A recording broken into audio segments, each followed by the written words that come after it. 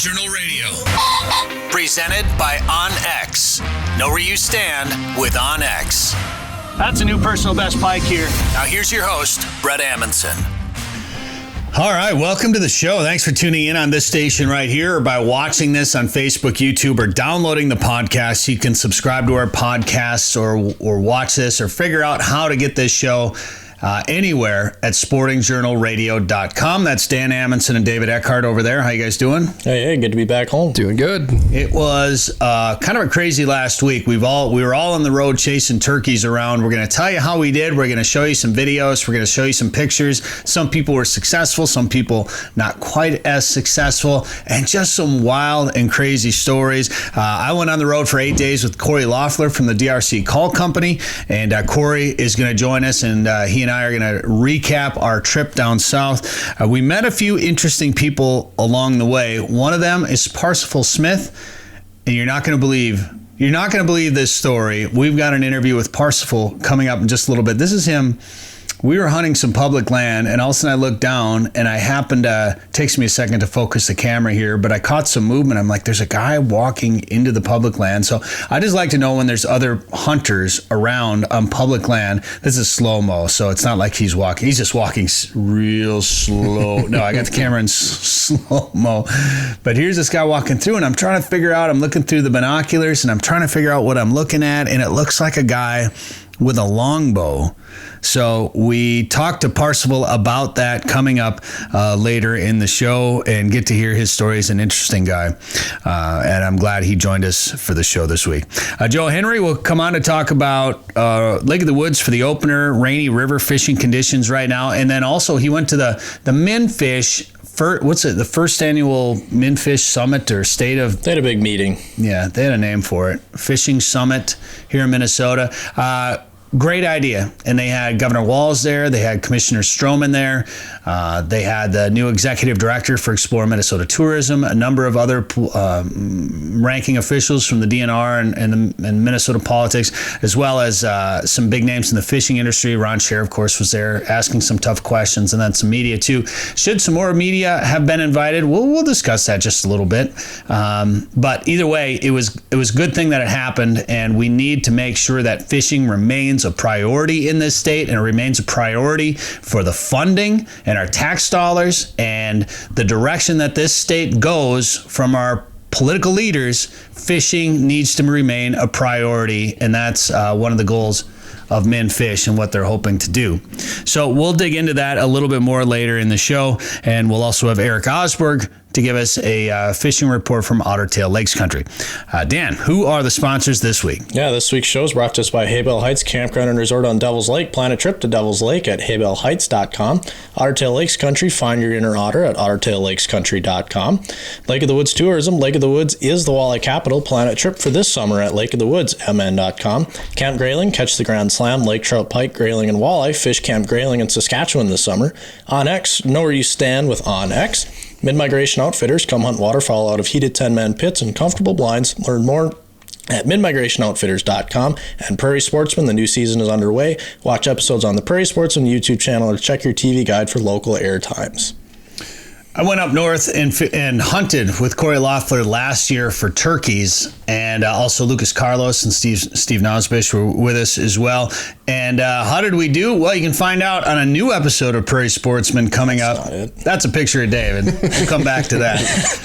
Whoops. We'll show you how we did. There's Cory calling in a turkey in the new Equinox suit. That was top secret last year. In fact, I couldn't even show that picture until this year. And you'll get to see how we did hunting out of that new gear on the new episode. It's the last episode of the season for Prairie Sportsman, coming up Sunday night at 7:30 on Pioneer PBS, or watch for it on your local PBS station, or watch it on the Prairie Sportsman YouTube channel.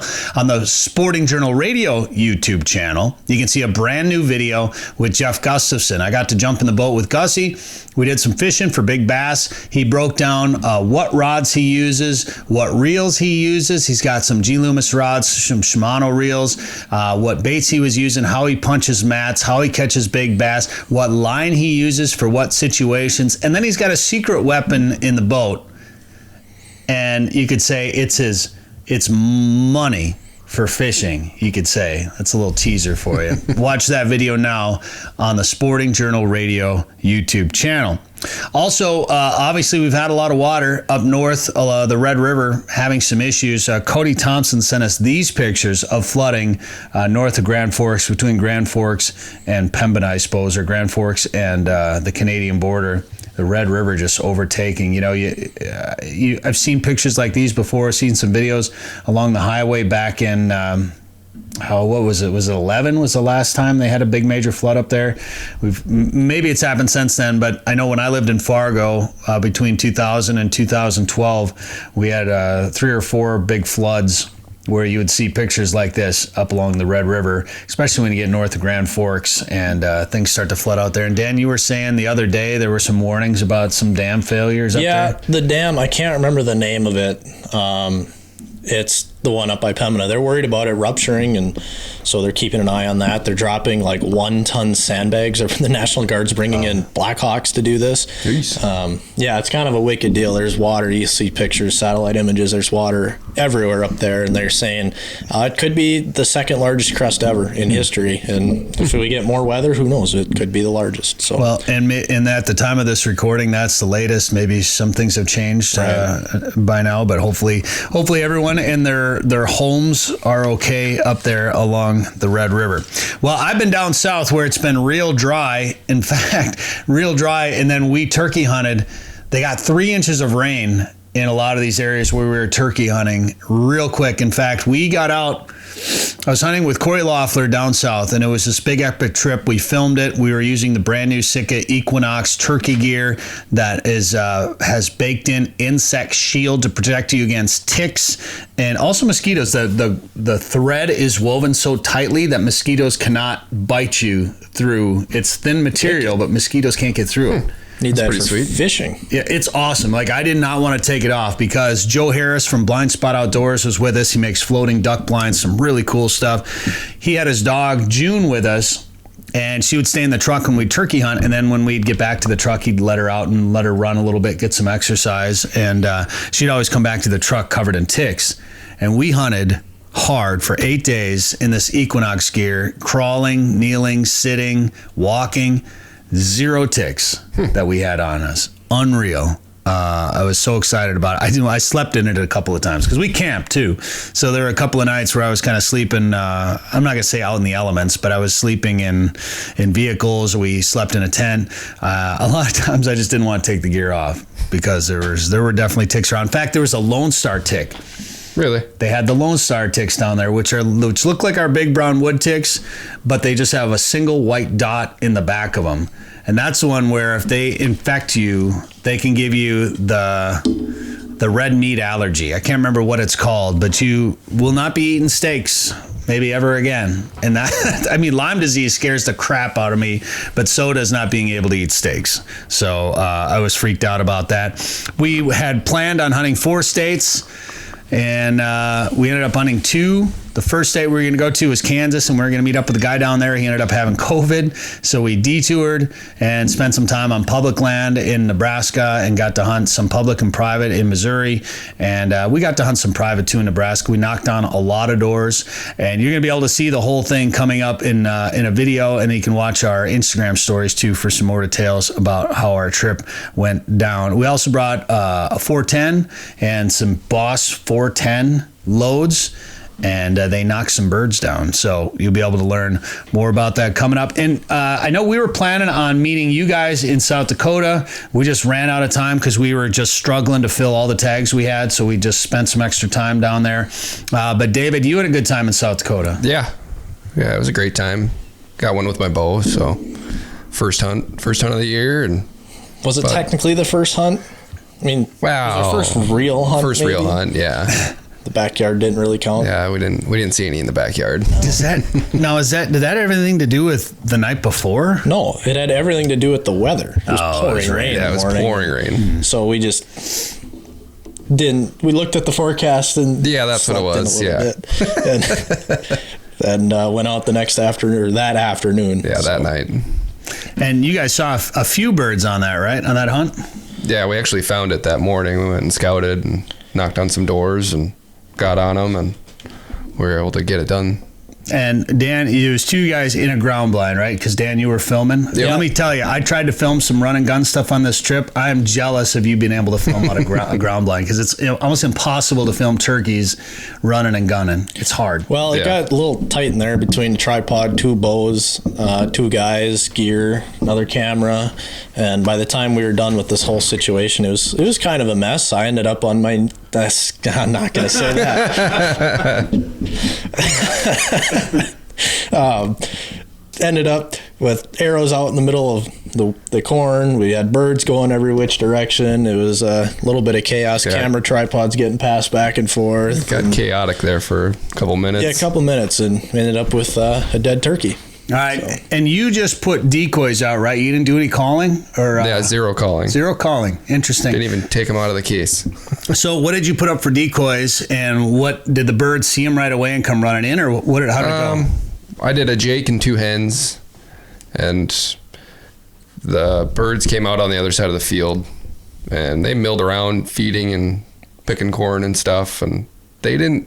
I don't know if they saw us. They could see us from the other side of the field, but they didn't really react until they were about 60, 80 yards, and then they come running in real fast. I was looking at some geese in the field checking for bands, not really paying much attention because they weren't really doing much, and then all of a sudden they were in the decoys. Yeah, I'm filming these 2 turkeys, and David's out, looking like real intently. I'm thinking, That way. thinking he's seen them. I'm filming the turkeys, looking, making sure they're in focus. They're coming. David's not moving.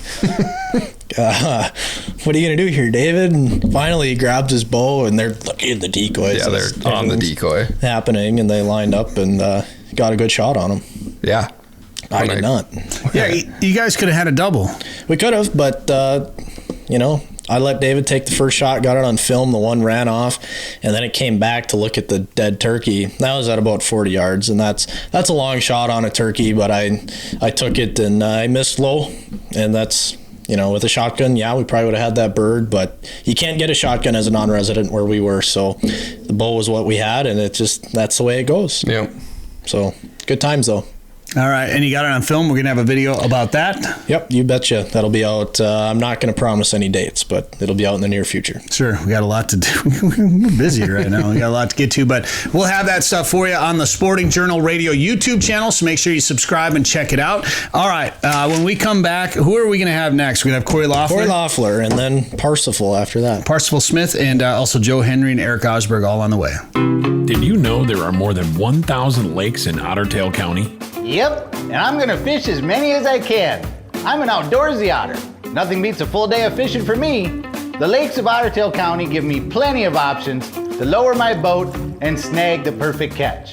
Not an outdoorsy otter? No problem. Ottertail County has something for everyone. You just need to find your inner otter.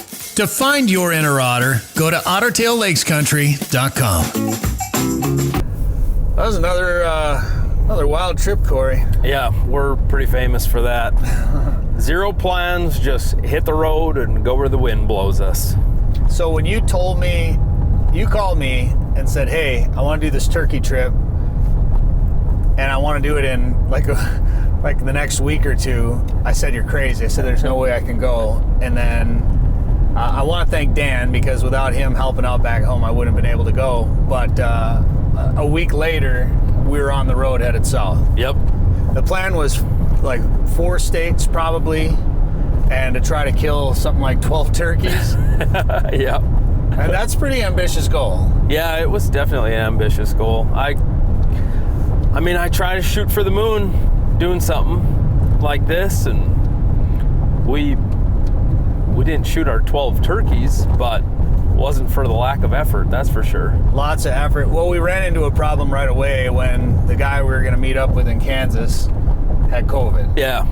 COVID detoured us from Kansas over to Missouri right away, so that was kind of where one state went. And well, we started in Nebraska. We ended up did start in Nebraska. Going straight to Nebraska. Yep. Went there kind of as a prelim scout hunt for a day, look this east part of the state over, and we didn't find much in Nebraska. No, it was tough, but it was a nice scouting mission at least, because we figured we'd probably end up there after Missouri anyway. Yeah, right. So we got to, I've never hunted turkeys in Nebraska. I had nowhere to go. It was all DIY stuff between public land, or we tried to knock on a few doors, and it's hard to get on private land, especially for turkeys in those states. I think they get asked a lot at some of those places. Yeah, absolutely. We kind of focused a lot of effort down that early part of the trip, down that southeastern part of the state, and I tell you what, we're driving around not seeing hardly any turkeys or hearing any turkeys at all. We were seeing raccoons all over the place. In every field, out during the daylight, in cornfields, chowing down. And when we'd find a couple turkeys here or there, try to get permission from the landowners would say, for the last 3 or 4 years, that turkey population's really gone downhill. We don't hardly see any of them anymore. And ground nest predators would be the culprit to that, in my opinion. I've never seen that many raccoons in one area before. And go to an area where there's supposed to be a lot of turkeys and there's hardly any at all, that kind of, it's pretty self-explanatory that the area, if I can kind of paint the picture a little bit, it's heavily farmed, heavy agriculture area with a lot of rolling hills, a lot of terraces, and then a lot of draws in those fields. The draws would have a creek running through them or a ditch, and then they would be wooded or grass along some of the creeks. And basically, from a hen's perspective, that's really the only place to nest, is in around those draws someplace. And that's where the coons live as well during the day. And then the coons are traveling up and down those draws. So basically, to have those eggs sit there for, if the hen were to lay an egg and wait till the egg hatches and then wait for that little chick to get big enough to fly up to even just the first limb, you're talking a time frame of like 6 weeks that little either egg or little tiny chick is on the ground. 6 weeks of exposure to all types of ground nest predators. It's just way too much exposure, and I'm fairly confident that there's no turkeys around there to really speak of, and no jakes. Well, we didn't see any jakes. There's just no young turkeys, and they're just getting gobbled up before they can hatch, or just right after they've hatched. A little chicken nugget for a raccoon or coyote, possums, skunks. So I would say if I lived or hunted a lot in that area or all of Nebraska, I would have an extensive raccoon trap line. Yes. And I would maintain the heck out of that thing. I'd be curious what would cause, if the raccoon population has always been that strong, and maybe there was just a couple years of bad hatches with turkeys, and those bad hatches were compounded by the large population of ground nest predators, and that's what's caused an even bigger decline in turkey numbers, or if there's been an increase in predators like that. I learned, I didn't do a lot of turkey hunting growing up, and there was a couple reasons for that. My family didn't turkey hunt a whole lot. I'll be honest, one of the reasons I didn't turkey hunt is because I'd always turn on outdoor television, the Sportsman Channel or whatever, and I'd look for waterfowl shows, and it would just be turkey hunting, but whitetail bow hunting, okay, turkey hunting. And I got so sick of turkey hunting shows, and I was trying to find a waterfowl show that I would get mad. There's a deer. There's a deer. A couple deer right there. And then I got into turkey hunting. I saw the appeal to it. In the first year I went turkey hunting, I sat on a nest of a wood tick nest, and I had wood ticks everywhere, and I'm freaked out by Lyme disease. So, and then where I live in western Minnesota, the turkey population isn't doing as good, or we just don't have a good enough habitat for it, whatever the case may be. The turkeys we have get hunted pretty hard, and it's hard to get on ground. So I just haven't done it much. So that was one thing that this trip taught me, was just a lot about turkey behavior, and obviously how to be a better turkey hunter, but just a little bit about where they live, how they act, how they interact with each other, and how they interact with other species. So it's been half a mile, turn left onto 150th Street. The trip is almost over. We're almost there. It's been 8 days we've been on the road, and we've pretty much hunted every single day. Yeah, I'd be curious to see how many miles we have walked. I bet you it's a solid 40 Turn left per onto person, 150th if Street. not even more than that, because it's, for sure been over 5 miles a day. We put on a lot of miles in a lot of really cool country, and I hadn't been in that part of Missouri before, and I hadn't met Joe Harris before. He's a pretty good guy. Yeah, he's awesome. He opened up all of his turkey connections for us. It was a great time running the woods with him and seeing some different styles and different techniques of turkey hunting. He's got a pretty cool business where he builds floating blinds for waterfowl hunters, which I'm going to have to put one of those in my backyard. Absolutely. Everyone needs one. Blind Spot Outdoors. It's some pretty cool stuff. We went on, now I'm not going to say it's one of my most memorable turkey hunts because I only have a handful of turkey hunts in total, but I'm going to say it's going to be one of my more memorable hunts of anything, probably in a thunderstorm. Yeah. That got pretty western pretty quick. Yeah, it did. How have you ever hunted? A lot of people ask, how do you hunt turkeys in the rain, and what do you tell them when they ask you that?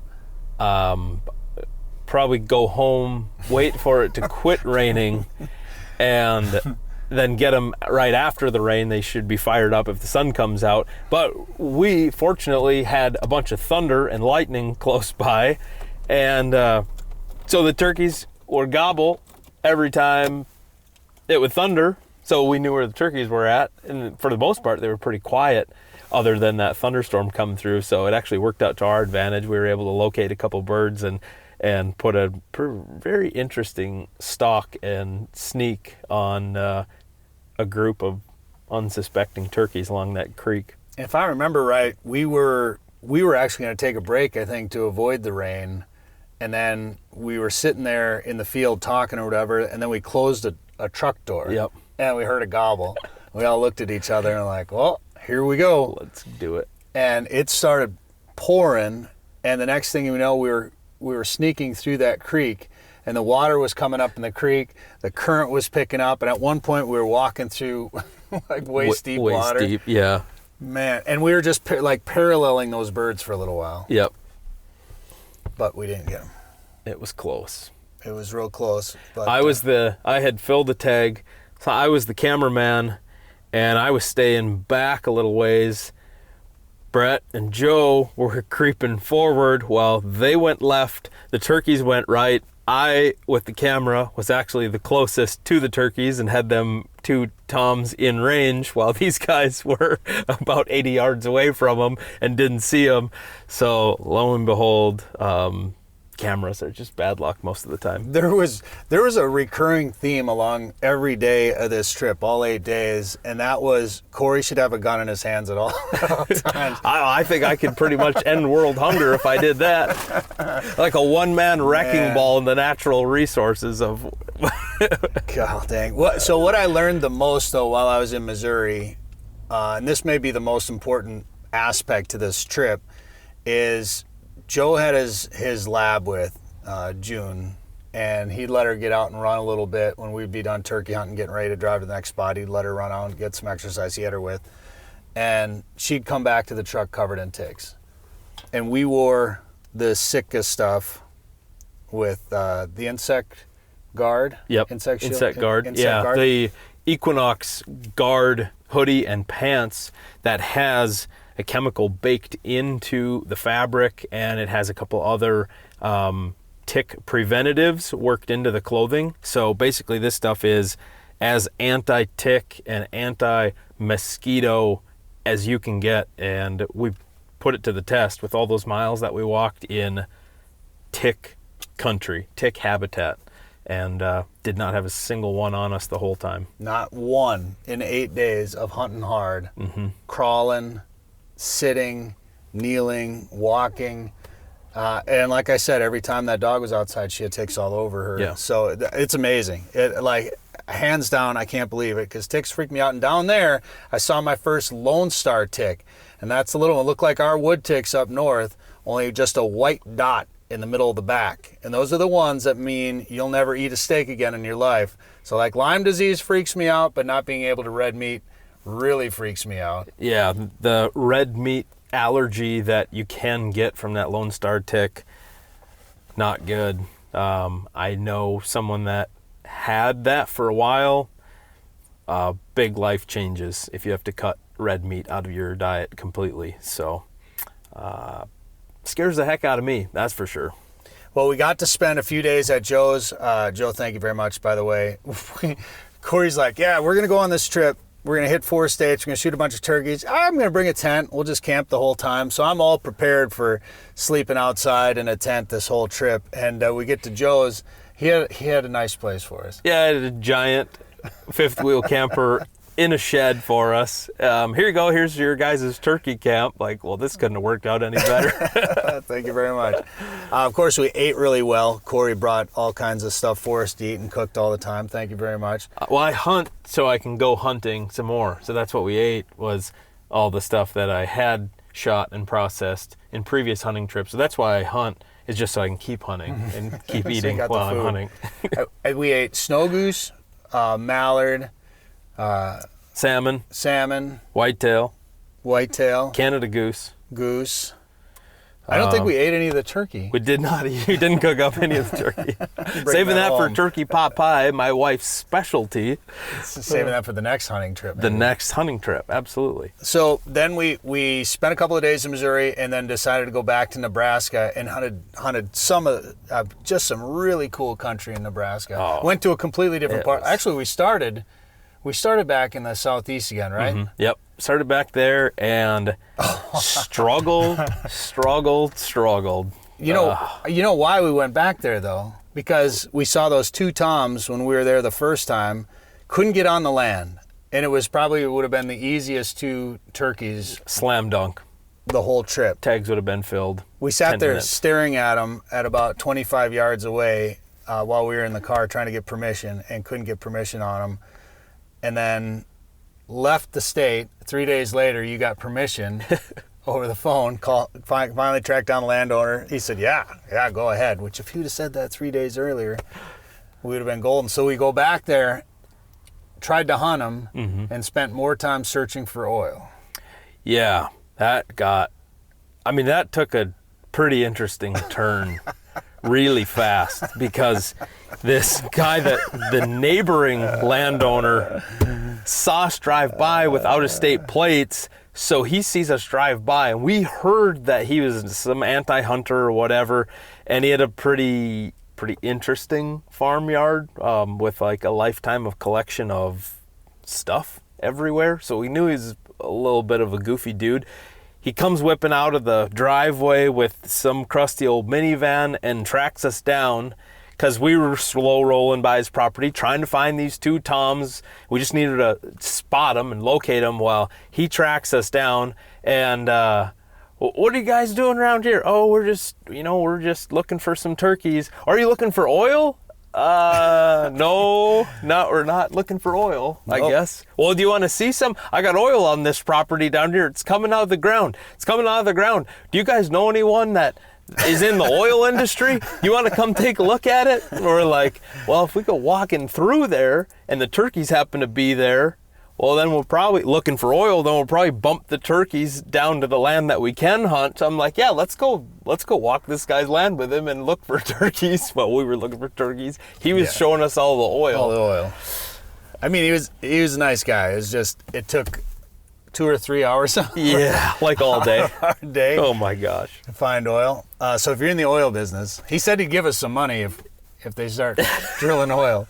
If you guys give me an oil guy to come drill here, I'll give you some money. So if you drill for oil, let us know. We got that going for us. But the most interesting part of the trip had to be when it was one of the last days of the trip, and we split up on this public piece of property, and all of a sudden I catch some movement. I'm sitting up on this high hill. I catch some movement, and I glass, and I see he's kind of a ways off, so I can't really tell what I'm looking at. And I look, That's not what I just saw. I look again, and it's a guy running dogs with a longbow, and it looks like he just has a big, long overcoat on. I can't figure out what I'm looking at, like, what's going on here. And so I text Cory, and I'm like, hey, there's another hunter here. He's got dogs and a longbow. I was like, are you sure it's not a walking stick? Is he just out walking his dogs? And he's like, I don't know. He wasn't carrying it like a walking stick. He was kind of carrying it like a longbow. Looked like a longbow to me. And so when we get done hunting that day, we were parked in the same lot. He comes back in and walks up, and sure enough, here comes this guy with a longbow and 2 dogs and a kilt. A kilt and lots of wool and a backpack. Well, when you say lots of wool, I mean, well, yeah, there was lots of wool, but there was one section of the body that didn't have anything on it. So we ended up talking to him. He was a really interesting guy. He was out there doing some research too. He's a master naturalist. His name was Parsifal, and he's actually going to be on the show. We actually sat there and interviewed him and talked to him, and I asked him a question about wearing a kilt with nothing underneath it while you're deer hunting, turkey hunting, whatever, walking through the woods.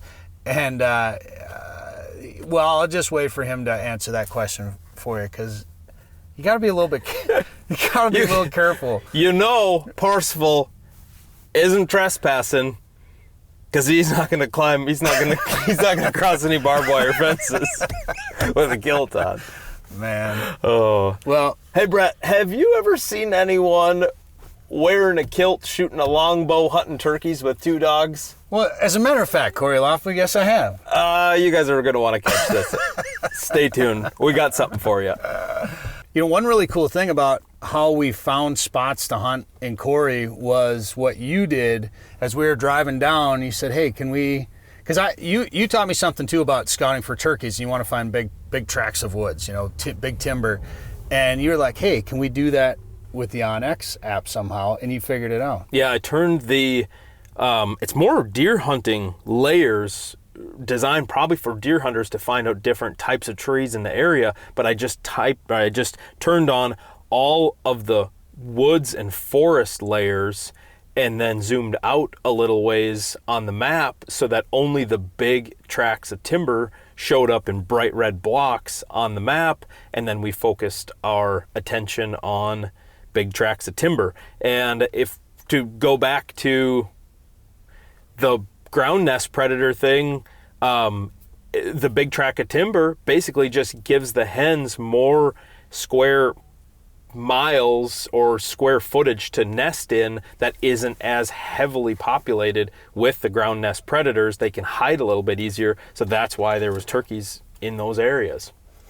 It worked out great because we ended up finding some big pieces. Then we kind of cross-referenced that with pieces that were public, pieces that were private. We knocked on a couple of doors. We did get some access to land. We got a whole lot of no's, and that's just, I think, because they get, some of those guys just get asked constantly. I think, didn't somebody say they got asked 5 times already that week? Or something like that. But it definitely was a huge help for us. And then you shot a couple of turkeys, all with the 410. Yeah, you bet. That last one, tell us about shooting that last one on public land.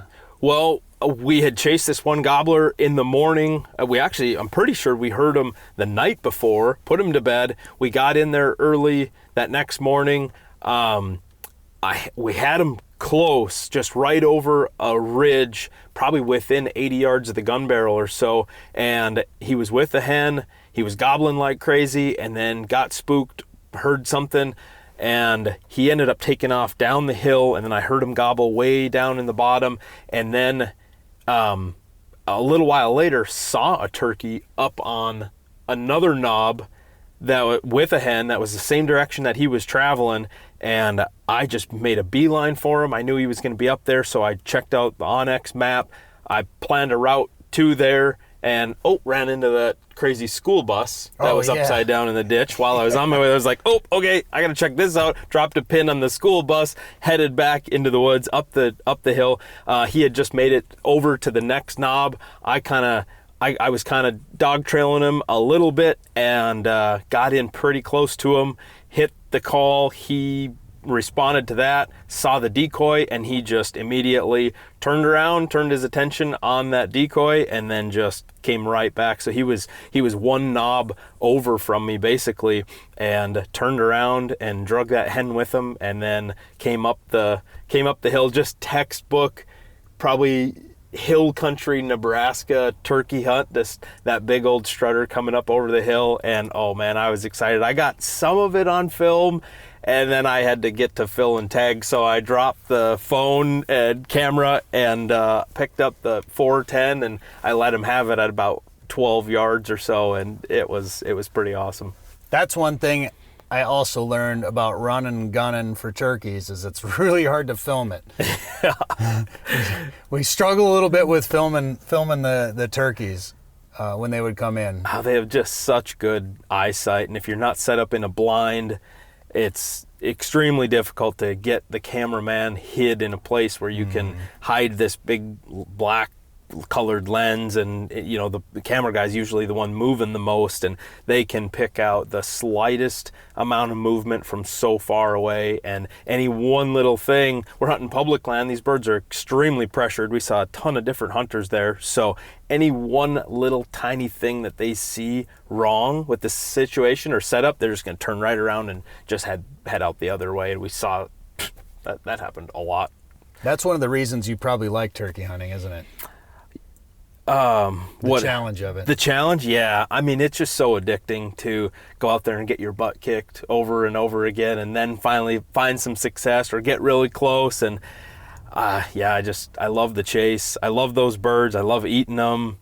I love the chase, and I love eating them more so than I like shooting them. I don't like shooting them that much, but you got to shoot them if you want to eat them. So, got some turkey pot pie coming up in my near future. I'm pretty excited to get home, cook some of that. You like talking to them though too, I bet. Yeah,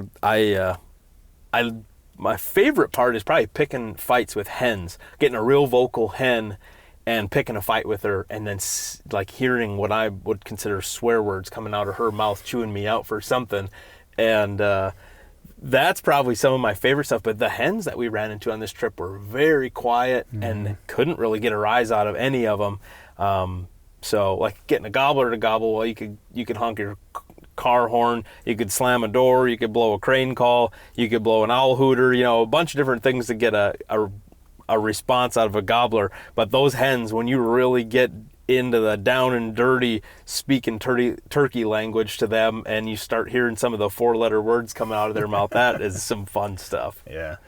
Well, it was another epic trip. I know you can't just throw that word around, but it was pretty wild. Got to see some really cool things, meet some interesting people, and just spend a week outside hunting. Yeah. Which last question is, what differences did you notice between birds back home in Minnesota versus birds down south? The gobblers shut up or quit gobbling really early.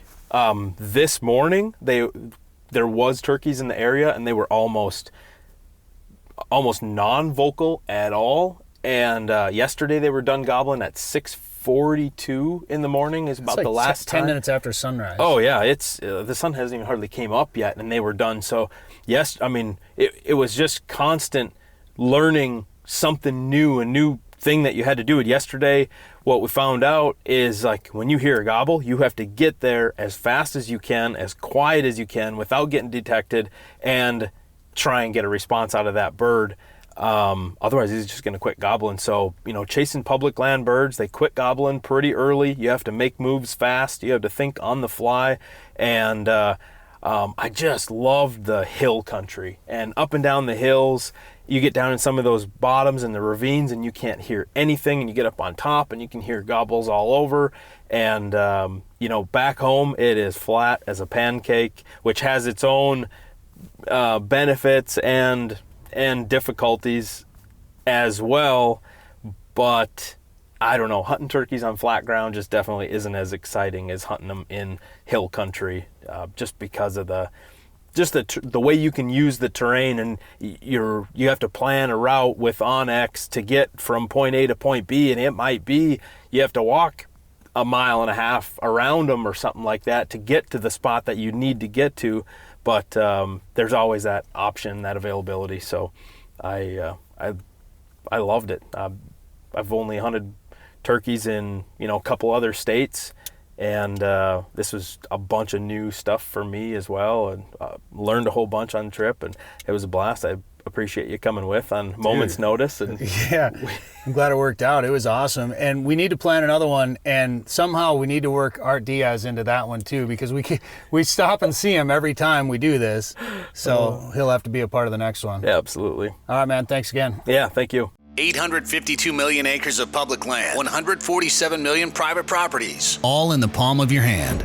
The #1 hunting GPS app just got better. With hundreds of custom map layers, 3D and topographic maps, you can easily scout on the road or at home before you go. And now you can get important weather details, CWD detection, and even know what crops have been planted where. Get the most trusted hunting GPS app ever made. OnX. Know where you stand with OnX.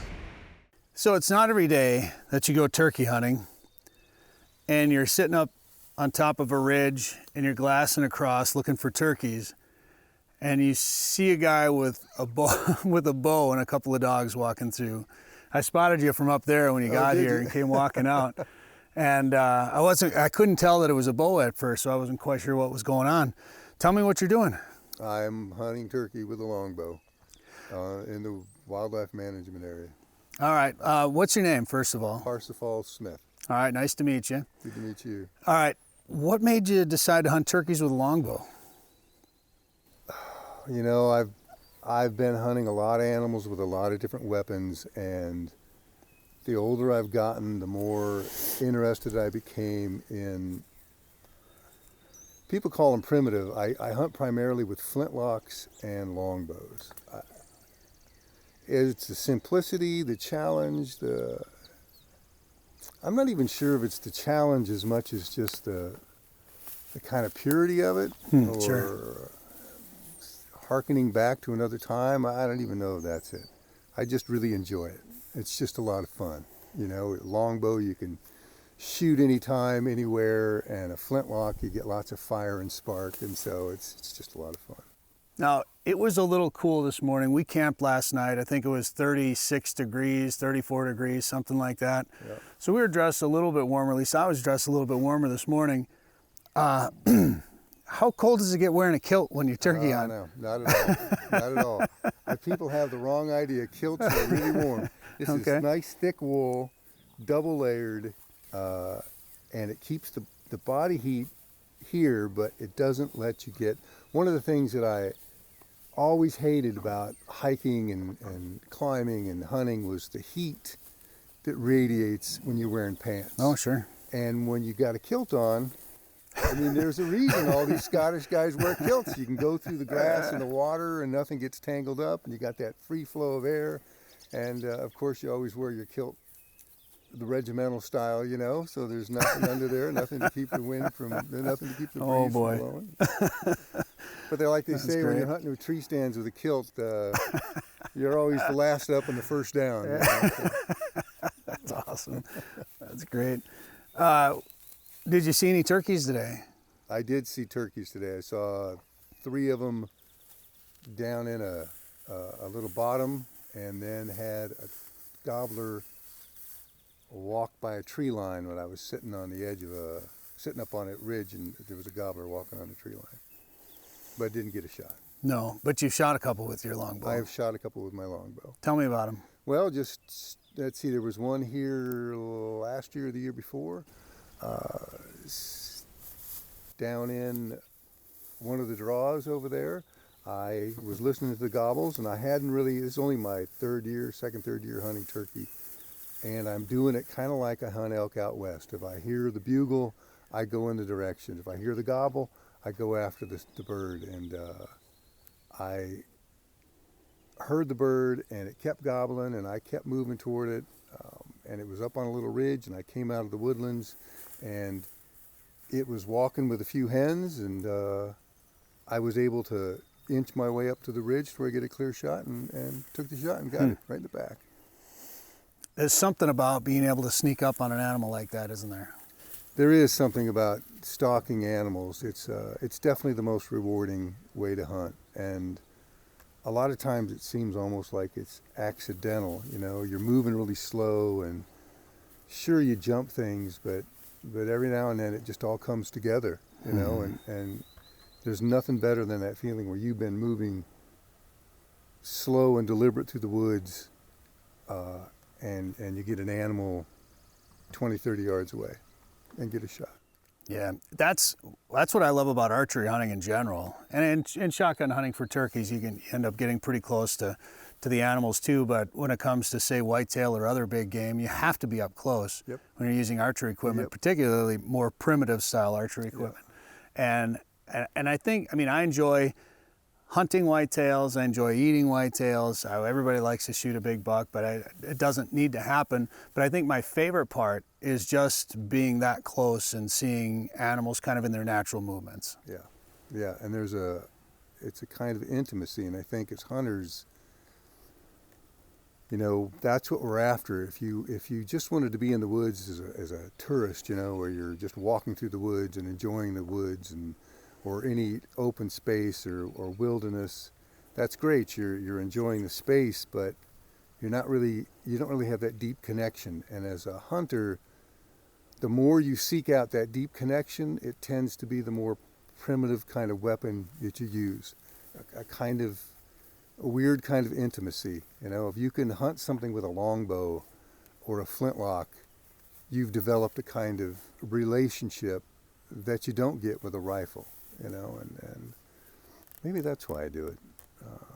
It's that feeling. It's the reward is, it's just that connection to the land, and doing what you're supposed to do. You know, you're hunting because it's what we're supposed to do. That's right. You weren't just hunting out here today, though. You were taking some pictures? Taking pictures too, doing some stuff for conservation, checking out some of the plants that are growing, trying to identify them, noting the trees, looking at what trees are producing, if there's going to be any kind of acorn crop this year.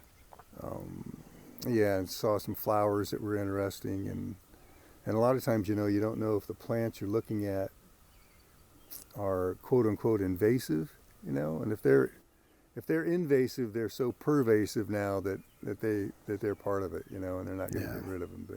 But it'd still be interesting to know what they were. So yeah. Yeah. At what point does something invasive become, almost native? Yeah. I think once it gets there and you can't get it out, then live with it. You know. Yeah. So what did you find out here today then? Anything interesting? I don't know what it is. I don't know. I think I've heard it was garlic mustard, a plant. I'm not sure if that's the right word. I was looking to see if the mushrooms would come up, of course, being self-interested, seeing if there were any morels popping up, you know, but I didn't see any of those. And I went to a few places where I know they tend to grow. I found a couple trees in the bottom, some black walnuts that I didn't know were out here, the black walnut trees. And What do you think about the acorns? I don't know. You know, it's been so dry here the last few years that I was concerning. In fact, all through the autumn and the winter when I was in here hunting deer, and I was probably in here 2-3 days a week, I didn't see any turkey. Didn't see any turkey. And usually you'd see turkey all the time. I didn't see any. Didn't see any sign.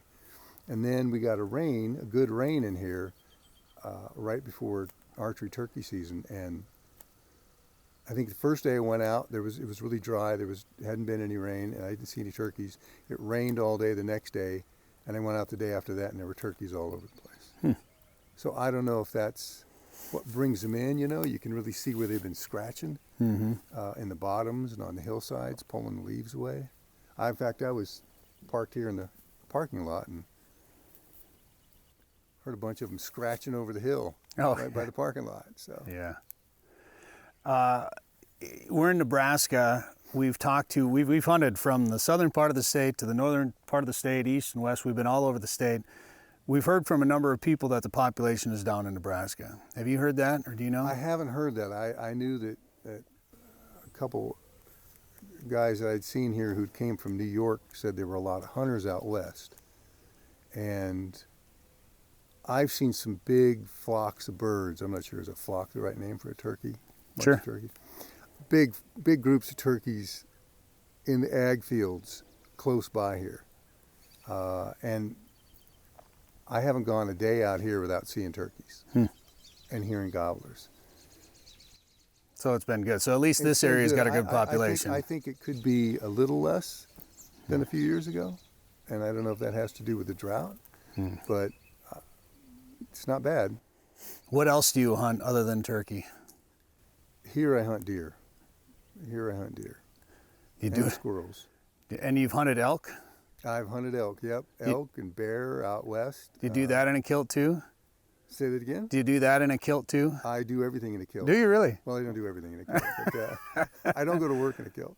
But yeah, it's just the most comfortable way to get around. I think it's really comfortable. It's really flexible. It's you get a good kilt. I mean, you can't buy some costume thing. It's got to be a real kilt, and it can't be. Where do you get a real kilt? Yeah. If somebody wanted to get one right now, somebody's watching this or listening and saying, "I got to do that. I got to go turkey hunting in a kilt." Where does he start? I get my kilts from a company called UT Kilts. I think he's in Salt Lake, but he's got a lot of different kilts. You give the rights. He shows you how to size them and how to order them.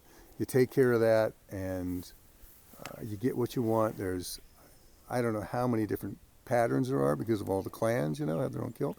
I have no interest in the or knowledge of the clans. I know that my family, of course, like a lot of Anglo people, have come from Britain and Scotland, and my wife is Scottish. But for me, it's just if it looks like it'd be good in the woods, then I order a kilt up, and I've had them, and they're good, solid wearing kilts. They last a long time. They're tough, and wool is good because it doesn't hold odor. So this is kind of a delicate question, but it can be a little dangerous walking through the woods in a kilt. You know what? You don't really appreciate the So you knew exactly where I was going with that. You don't appreciate the dangers of wearing a kilt until you cross a barbed wire fence.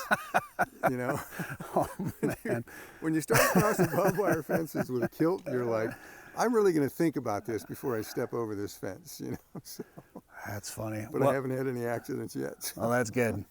Well, it was nice to meet you, and I appreciate the time here. And again, it's we've run into some interesting people. You run into interesting people when you hunt anyway, but on this trip we've met a lot of interesting people. This may top it though. When you're walking through the woods and see somebody coming through with a longbow and a kilt. Tell me who the two dogs are here. So you got Blue here, who's a healer. Both these dogs came off the Navajo Res. Oh. Come here, Blue. I found him. He was big as a teacup. Someone had dumped him on the side of the road, and he was looking pretty scared and lonely. He was about 8 weeks old. And so I picked him up, and I thought about giving him away and just had him for a day. And actually, interestingly, I had an old dog, and I had him one day with us, and the old dog, I came home the next day, that afternoon at school while I was teaching. I decided, I was trying to give him away, and I thought, you know what, I'm going to keep him. And I got home that evening, and the old dog came over to me, got in my lap, and died. Oh, no. The same day I decided to keep him. And then the spaniel, same thing. He followed some kids to school. He can't hear anything anymore. He followed some kids to school, and he was about 4 months old, and I took him in. Hey, buddy. Come here. I took Camera him in. shy. Yeah, I took him in, and I had him, and I told the students. One of the students said, "Well, I know whose dog that is," and I said, "Well, they're just going to let it run around. You tell them I got it. They can come get it from me." And I took him out bear hunting, and he got really lethargic. And there's a lot of parvo on the res. Oh, sure. And a lot of people will go to the pet store, see a cute dog, buy it, but not get shots for it. So it was a Saturday. I took him to a vet, waited 5 hours for the vet. He had parvo. She said there's two options. For $1,000, we can keep him, 100% recovery. For $400, we'll hook him up with some IV stuff. You can feed it to him yourself, and he's got about an 80% chance. And I said, well, give me the $400 thing. He's not my dog. So after that weekend, and he got it better, I told that student, I said, if you see the people again, tell them the dog's mine now. So what's his name? I've had him for 12 years. Owen and Blue. Very cool. Yeah, Owen and Blue. All right, well, thanks again, and good luck the rest of your time out here. Thank you. Devil's Lake is legendary, and this summer has been legendary for walleyes. Don't miss out. Call Haybale Heights Campground and Resort today to book one of their modern cabins on East Bay. The cabins are furnished with a full bathroom, kitchen, and all the amenities like high-speed internet and are clean following CDC guidelines. Staying at Haybale Heights gives you full access to a private boat launch, fish cleaning station, and beach area. Learn more at haybaleheights.com. That's haybaleheights.com. Plan your trip to legendary Devil's Lake today. Now it's time once again to talk to Joe Henry from Lake of the Woods Tourism about that big giant walleye factory in northern Minnesota, Lake of the Woods. And Joe, maybe we should start calling it a sturgeon factory as well too, because of the huge increase in popularity of sturgeon fishing over the years. In fact, I think I just saw Jay Siemens was there catching sturgeon out of a kayak. Is that right? Yeah, boy, I tell you, you got a big one. Look at that fish. You got a 60-incher, I think, out of a kayak of all things. Wow. How long did it drag him around in the kayak, you think, before he landed it? I don't know, but I hope he had a passport. That's right. Well, he does, I'm sure. If he was he because he was fishing on the American side, wasn't he? Yeah, no, he was fishing the American Border side. view? And of course, when you fish up in the Rainy River, of course, the line's close. But quite honestly, I won't get into that. But it's I know that when people have caught sturgeon in a kayak before, they do get drug around a little bit, and it's kind of interesting, but that happens with a regular boat sometimes too. If a walleye angler and light tackle hooks into a sturgeon, oftentimes you got to chase them a little bit. Yeah, absolutely. You know how if you catch the sturgeon on the Canadian side, you know how you can tell? The sturgeon they're wearing little toques. Oh, that's how you can. Thank you very much. I do know that you cannot fish them on the Canadian side at all. Oh, that's right. I forgot about that. Not at all. Yeah. Yeah. So where I was going with that is that, you got to make sure you stay in that U.S. side, because it's, you can't fish that fish at all. So if you get dragged into Canada side, I don't want to get into that, but boy, that might not be good. I swear he drugged me over here, officer. I swear. Yeah. Right. Sturgeon season, even on the U.S. side, is going to close here pretty soon, right? Yeah, sturgeon season goes through May 15th. And I'll tell you right now, the sturgeon bite has really picked up. We had a blast of water, between rain, runoff, the two forks opening up, and frozen land still. We had a blast of water pushing through. So it caused some flooding on the Rainy River recently. It's actually filling up our lake nicely, which was well needed. We'd been low. But a lot of debris and everything went through this last week, and most of that's pushed through now. So now we just have a lot of water running. It's still a lot of current. And some of the sturgeon anglers actually that were fishing the traditional holes in the middle of the river were actually using 11-ounce weights, 11 ounces, which is a heavy weight. And, some of them caught sturgeon, and then some of them said, hey, let's just think out of the box here. With all that current, number one, the food's got to be ripping through there, not hanging around. Plus, sturgeon, do they really want to fight that current that much? So they started fishing some eddies and went down to a 5-ounce weight because there was less current, and actually did pretty darn good in the sturgeon. A lot of sturgeon being caught right now. There's a good bite going on for sturgeon. Yeah, I've seen some pictures, and Dan was telling me a little bit about some stories he's heard about the Red River and how much that's flooding, and how there could be some issues along the Canadian border there and northern Minnesota and northeastern North Dakota. I can imagine the Rainy is also pretty high out there. Yeah, the Rainy, like some of the different accesses like Birchdale and Vitus and Frontier and stuff, they were flooded for a while there, and they dropped some now. But so there was a lot of water pushing through, and there's a lot of water pushing through up through the lake too, and that's going to be one of the things that helps deteriorate that ice.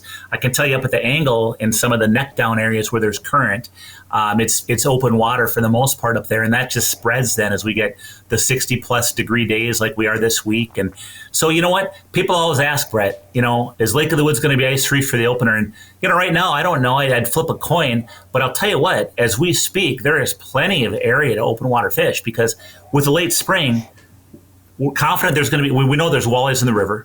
There's going to be walleyes in 4 Mile Bay. When you look at a satellite image of Lake of the Woods, you can see where that open water from the river goes way out into the lake. And then you look at the Bostic Creek area over by Morris Point. That water extends way out in the lake. So there's going to be a lot of places to open water fish. There you go. weather, regardless of if the whole lake is ice-free or not. And those walleyes are going to be really concentrated in those areas. It should be good. Plus, I think it's kind of neat because the fact that there's still walleyes in the river, boy, that makes it nice for somebody with a 14 or 16-foot boat. You can go up to one of the river accesses. That's small water. Anybody can fish that. Yeah, like my boat. Well, yeah, or even a kayak. Oh, sure. And you got to be careful. I don't want everybody to think that, let's go up and fish the ice cold water of the Rainy River with a whole bunch of current in a kayak. You got to know what you're doing. You got to have safety precautions. Let's be realistic here. But I guess my point is, if you do have a 14 or 16 foot boat and didn't have a solid place to go for the opener, tell you the Rainy River could be a nice spot for you. Yeah, you know what? And I think it's kind of neat to fish out of a kayak, and I applaud the guys that do it. It's not an easy thing to do, and you do have to be very careful about it. And I grew up, taking trips to the Boundary Waters or taking canoe trips to different places and fishing out of canoes. But I'll tell you what, I'm all about fishing out of boats these days. Like I like having my electronics. I like having space in the boat. I like having the safety of a bigger boat. I like having a motor if I need to get up and move and go somewhere, whether it's another place to fish or maybe it's getting away from a storm or whatever the case may be. I like having a boat. I use a boat. I will say kayaks, the popularity of kayak fishing has gotten really, really big, and people that do it just love it. The one thing I would say is that it might be a little bit different too. If you're not an expert, fishing when the water's warmer versus fishing right now when the water's still ice cold. Yeah, absolutely. Well, the opener's not far away. Looking forward to it. I know some of the other lakes are starting to open up just a little bit, and fishing. Of course, everybody gets excited. It's an annual tradition. It's like a holiday. I know Mother's Day sometimes gets overshadowed by the opening of fishing. It's a big deal for the state of Minnesota, and there was a recent meeting that MinFish put on to kind of put an exclamation point on that fact, didn't they? Well, it's interesting because this is one of the few years that Mother's Day is not on the fishing opener. The Mother's Day is the weekend before, so that won't conflict. But yeah, so you know what? I just attended a MinFish meeting, Brett, down at the Clam headquarters in Rogers, Minnesota, and it was really a great meeting. The governor actually showed up, Governor Walz, and they had Commissioner Steve Grove. We had Sarah Stroman, the commissioner of the DNR. We had Laura Bennett-McGinty, who's the head of Explore Minnesota Tourism, and really some very influential people in our state attended this meeting, which was wonderful because they were there and we were all talking about fishing in Minnesota. A lot of stakeholders from the fishing industry, of course, were there, some media, and a good meeting, Brett. I think whenever you're talking fishing about Minnesota and such, it's good. Yeah, it is absolutely good. And I know Ron Schera was there and he criticized some things about the DNR. And according to this article that I'm reading, he was criticizing the DNR for not investing in things like boat ramps and fish hatcheries. And I have some criticisms of the DNR, and I think those are valid criticisms too. But I'm glad that Stroman and Walz and some of these other people were there because I think the DNR, for the most part, appreciates fishing and knows what it means for the state. I think at times their hands are tied by the legislature a little bit, and I think those are the people and some of the people maybe that control the DNR from different places in the Minnesota government need to put fishing more at the forefront of their decision making, and that's just my personal opinion, of course. We don't.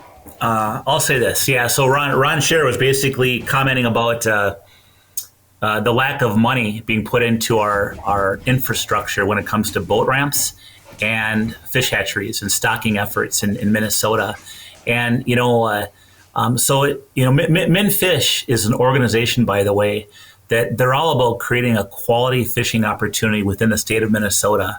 And the two initiatives they are after this year are primarily increasing the number of boat ramps in Minnesota and also creating, helping the infrastructure and ultimately, stocking programs within Minnesota. They showed charts that showed the amount of money that's been invested in our hatcheries in Minnesota, and there's been not very much invested at all for a number of years. So, Governor Walz made the comment that, we get ratings for the state of Minnesota. And, if you want to get a high star rating, you need to invest in your infrastructure. That's one of the things that's important they look for. So that's the road the MnFish was going after. And really, Brad Parsons of the Minnesota DNR, I don't want to speak for Brad, but he did answer a lot of the questions. And his perspective is, stocking is really, really good in some situations, but not in all. It's not a silver bullet per se. And so there are some differences of opinion when it comes to how often we stock, when we stock, where we stock. The topic about pike came up, eating the fry when you stock. I mean, it went a number of different places, but it was a good discussion, and it was a respectful discussion. And that's sometimes this, Brett. As long as people are respectful and they're willing to take a deep breath and listen to other people's perspectives and understand why they have those perspectives, that can certainly lead to some commonality. And, even if from my perspective, MnFish and the Minnesota DNR, they might not agree on anything, on everything, but there are some things that are some commonalities, and maybe they could start working on those. Yeah, absolutely. And of course, you always hear the discussion of introducing more kids or getting more youth involved. And it sounds like there weren't a lot of young people there. So whoever, MnFish or whoever maybe needs to reach out and get some younger generations. Not saying you need to have younger perspectives necessarily every time, but it certainly helps when you're talking about the viability of the future of fishing in Minnesota. You need to include the next generation in some of these things. But I'm glad that they did that. It sounded like it was good, and maybe this meeting needs to happen annually, because it was a state of fishing in Minnesota, the first Minnesota Fishing Summit. So maybe this is going to be an annual thing. So I think that's great. MnFish, I really like the fact that organization came about and want to be a part of it and do some more with it. So I'm glad that this happened. And Joe, we'll let you get back here, but if people want to learn more about coming up for the opener or doing some fishing at Lake of the Woods this summer, what should they do? Yeah, you know what? Hey, our Facebook page is real active, Lake of the Woods Tourism, otherwise, and our Instagram, of course. Otherwise, check out our website, and that is lakeofthewoodsmn.com. Northern Minnesota's Walleye Factory is a year-round world-class fishing destination. The perfect getaway this summer is just a short drive to Lake of the Woods. Fish Big Traverse Bay, the Rainy River, or visit the unique Northwest Angle. To catch big fish, you have to go where the big fish are. Plan your trip to Lake of the Woods at lakeofthewoodsmn.com. That's lakeofthewoodsmn.com. Now we're going to head up to Otter Tail Lakes Country to check in with Erik Osberg and Willie, it sounds like, pretty soon as well, too. Erik, I appreciate you jumping on the show while you have to are you going to school to pick up Willie? Is that right? Yep, I got to pick up the boy. So it's a really nice day here. So if we get our yard work done, maybe we can go actually put the boat in the water. There's lakes that are open. So we got some chores we got to do around the house, but maybe we'll get out on the water later tonight. That's good news, because everybody's been worried about lakes being ice-free by the opener, but it sounds like we're on a pretty good track right now. Yeah, I have no way of knowing countywide out of the 1,048 lakes which ones are or are not open, but I can tell you that 10 Mile Lake, which is south of Fergus Falls, it opened like a week and a half ago. Clitheroe Lake, which is just south of Battle Lake, that was open, I think, the Tuesday when I drove by. Clitheroe was open. I was by, there you go, May 2nd, Clitheroe. I'm not saying it opened on that day, but that's what it looked like on that day. West Battle, I was there today, and there was just a little bit of dark ice kind of on, a big sheet of ice that, I called it 73% open. It's 60, it's almost 60 degrees right now. And I imagine by opener, we'll be 100% open every lake, everywhere. The bad news is that doesn't leave us a lot of time to get our docks in, folks that have docks, right? Like, it's going to be a really tight window to get ready. But at least you'll be able to get your boat in the water and go fishing. What sort of device do you use to get a 73% ice out measurement? Have you ever heard of swag? Swag. A scientific wild blank guess. SWAG. That's a swag estimate. Here comes Willie. Willie, we're on the video, so you can, Harold, you can say hi. There he is. Hey Willie, how you doing? What'd you learn in school today? It was a swag. It was a scientific wild blank guess. All right. But it was more than half, but less than, more than half, but less than full. So 73%. Well, I'm excited to do some fishing on that 73% of the lake that's open or wherever. Honestly, I want to go fish wherever you recorded that video the other day that had all those walleyes in it. Can I just go fish there? Is that allowed or? Well, come opener, you could, yes. That video, that's the Walker Lake Fish Hatchery. It is on the Dead River, what I would call, it's upstream of Walker Lake. So as you know, when you were up here, you stayed on Dead Lake and for the opener last year. And so there's a river that runs from Dead Lake to Walker Lake and then eventually to Ottertail Lake. And so that's video was taken on the Dead River at the Walker Lake Fish Hatchery. And I say this every year, but it's one of my favorite things to do in the world is to go to the walleye fish hatchery and to see all those fish. It makes my heart go bitter batter, and it reminds me that there's still plenty of fish to be caught. Oh man! And just how cool is it just to be able to see those big walleyes? I mean, when you showed that one, Dan, that could barely fit in the net there, or it was kind of coming out of the net a little bit. It's just neat to see, even if you're not fishing for them or catching them. It's just neat to see them. Increased my heart rate. Yeah. Yeah, and when you see it in person, it's just a whole different level, right? Like, you look into the pen and you see those little white tips on the tails, and you're like, oh yeah, that's a lot of walleyes. And then those bigger ones start to emerge or show themselves, or you spot them, and you're like, oh my gosh, and they're all full of either milt or eggs, and so they're extra big, right? Like they're all pumped up. So a 26-inch walleye looks like an 11-pound walleye just because it's so girthy. So yeah, I'd highly recommend anybody out there who put it on your calendar for next year. These are, it may be up north. There might be some opportunities still further up north. But going to a walleye hatchery in the spring is once you've done it, I would argue you'll probably want to do it again. Gosh, look at all those fish. Yeah. It's fun. If you're listening on the radio right now, you should really be watching the show on Facebook or YouTube. It is eye candy for anglers, particularly in Minnesota, who love big walleyes. I went and filmed a story did the same kind of deal where we went and filmed them stripping walleyes, milking them, and getting them. Oh man, look at that! And there was a couple of big fish, and I was like, "Can I just hold one up for the camera?"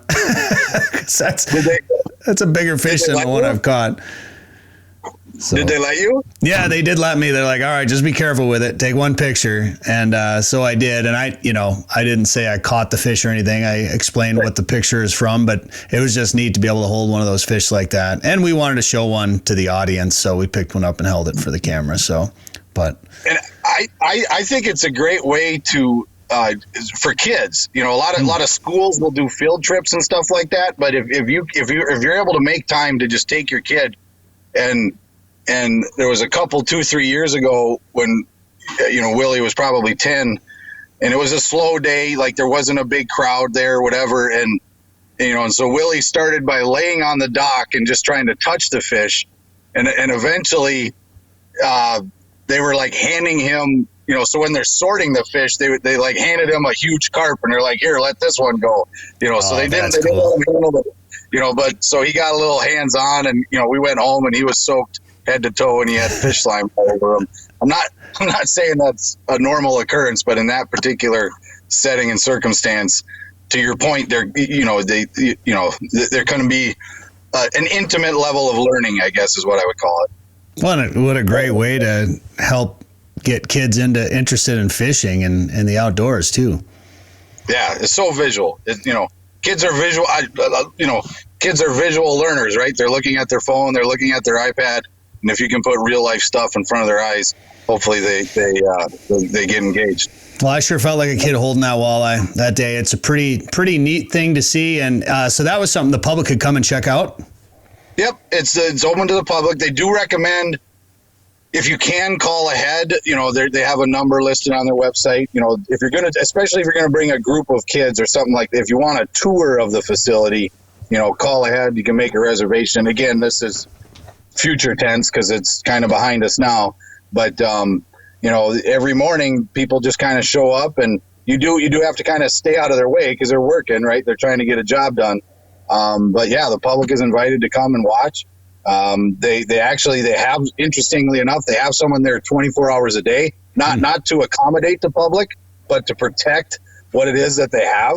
Like they man a post, right? Like somebody's there making sure that nobody's messing with whatever it is they got going on. So, it's a morning activity.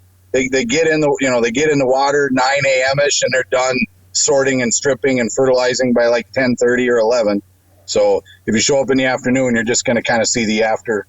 I don't want to call it aftermath, but you'll see the eggs in the tumblers and in the percolators and the incubators. So there's always something.